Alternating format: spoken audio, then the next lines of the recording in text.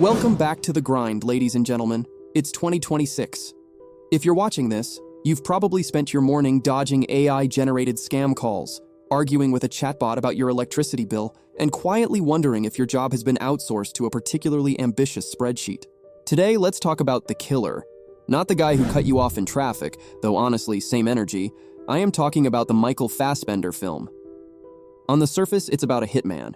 But if you've lived through enough unprecedented historical moments to fill a very depressing scrapbook, you'll recognize it for what it actually is, a nature documentary about us. Meet our protagonist, no name. Just a guy who is extraordinarily good at sitting in a dark room waiting for things to happen. A skill that frankly has never been more in demand. He has a code. He has mantras. He listens to the Smiths on repeat to keep his heart rate down, which tells you everything you need to know about his relationship with joy. He believes he is the protagonist of a grand philosophical epic. Spoiler alert, he's just a middle manager with a silencer and a Smiths playlist. The plot is essentially a LinkedIn post gone catastrophically wrong. He's in Paris narrating, at length, about how cold, professional, and utterly emotionless he is. He forbids empathy. He has a process. He is, by his own account, a finely tuned instrument of controlled lethality. And then he misses, completely. Because a real, stupid, chaotic life doesn't care that much about your ultra-refined process. It never has. It never will. Your process is a post-it note on the fridge of the universe. The universe doesn't even see it. His employers, and think of them as the HR department from a very specific circle of hell, respond to his failure the way corporations always do. Not by firing him, but by making his personal life unbearable. They send 2 goons to rough up his girlfriend. Classic performance management technique, I have to say. Now, a lesser film would call what follows a revenge quest. But look closer. Look at his tools.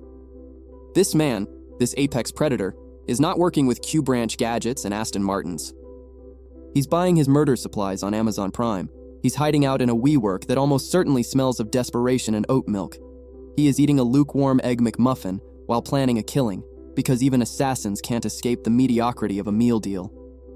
In his lust for revenge, he tracks down the Cleaners, his handler, a man who looks like he's 3 bad quarters from shutting down his law firm, and eventually, the client that placed the hit.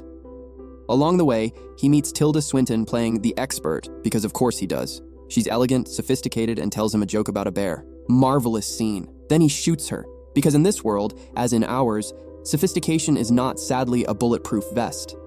Here's what the film is actually about: the grind of life, the cult of discipline. The LinkedIn-brained fantasy that if you just optimize yourself hard enough, the chaos will respect you and politely look the other way. The killer spends the entire film telling us how rigidly controlled he is. Anticipate, don't improvise. Trust no one. Yield no advantage. These are not the words of a man who has found peace. These are the words of a man who is absolutely, catastrophically losing it and has built a personality out of the wreckage. And what does he actually do? He improvises. Constantly. He leaves witnesses, he gets distracted.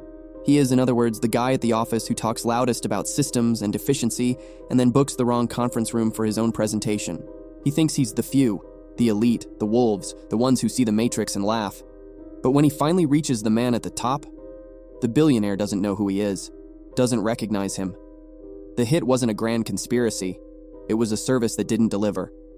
Like a DoorDash order that marked itself as completed while your food was eaten in a car park 2 streets away by some dickhead who robbed it from your doorstep.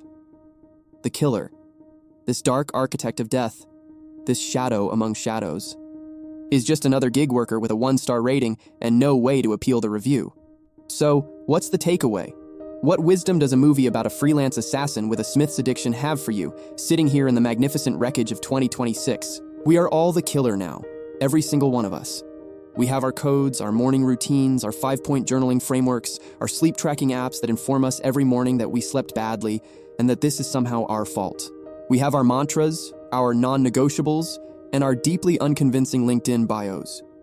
We have to believe, that the process will save us. It won't. The world is a vast humming machine run by people who don't know your name and are largely preoccupied with their own problems, also caused by a vast humming machine run by people who don't know their names. It's machines all the way down and all the way up, and no amount of cold showers at 5 a.m. is going to change the org chart. The killer ends the film exactly where he started, on a porch, in the sun, slowly coming to terms with the fact that he is not special, not exceptional, not one of the few.